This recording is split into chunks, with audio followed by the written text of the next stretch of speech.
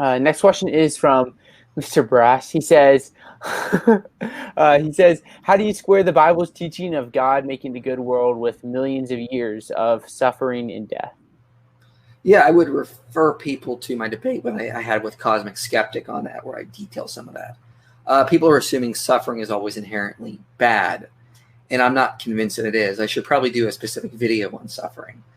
But so how do you square the Bible's teaching of God making a good world with millions of years of suffering? So let's think about that, for example. If suffering is so inherently bad, then we ought to end it wherever it actually is in nature. Let's say we could get rid of I brought this up to Cosmic Skeptic, but let's say we could get rid of the rainforest without actually harming the earth. Let's say we found out getting rid of the rainforest would actually be better for us as humans. It would be better for the environment as a whole. Well, in the rainforest, there's countless levels of animal suffering happening right now. Should we get rid of the rainforest? No, I think there's some intrinsic goodness to the rainforest despite the suffering there. So I think there's intrinsic goodness in life itself that doesn't that the actual suffering that comes with it doesn't actually overtake.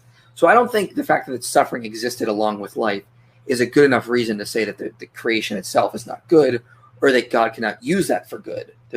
I'd say there's more instrumental goodness that could come out of that, and more intrinsic goodness in life itself that overcomes any intrinsic badness with regards to suffering itself.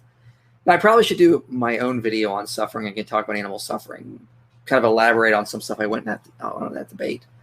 But it probably won't be till maybe May of next year, because I need to get the Exodus done by April. And to get there, I got to get all my other videos on archaeology done first.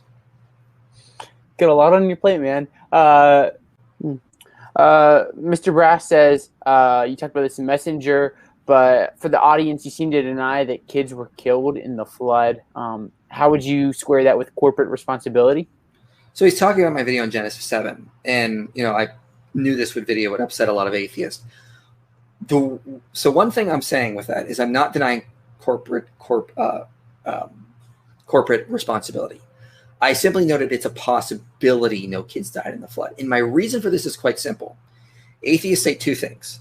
They'll say it was wrong for an omnipotent God to murder so many people in this flood, and an omnipotent God who should have found a better way to do something.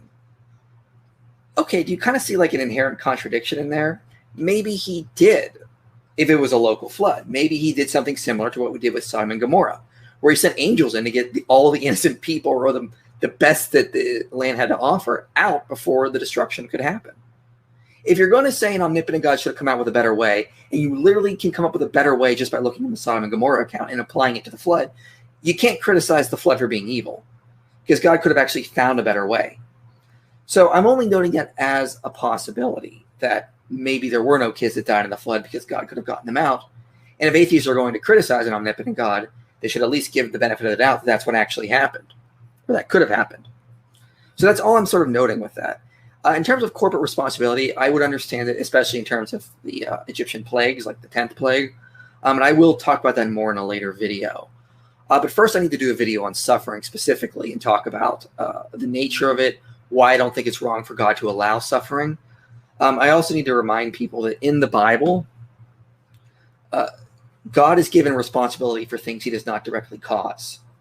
So sometimes it's said that God caused something. He didn't really cause it. He just allowed it to happen. So you could argue God just allowed the flood to happen. God just allowed the destruction of Sodom and Gomorrah. Case in point, the book of 1 Samuel says that Saul committed suicide. Now, if you go to 1 Chronicles, it says God brought judgment upon him. Well, I thought he committed suicide. Well, no, God just allowed him to commit suicide, for judgment fell upon him. So sometimes when in the Bible, God simply allows things to happen, and he's given credit because he just allowed it to happen. It's just a cultural theme or cultural way to say something.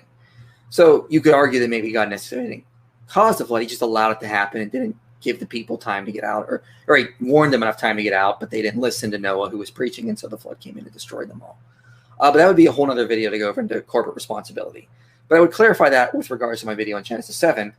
I'm not saying that definitely no kids were drowned in the flood. I'm pointing out that if you're going to criticize an omnipotent God for not coming up with a better way and then not giving him a possibility on a better way that could have happened, you're just looking for whatever you can to attack the Bible.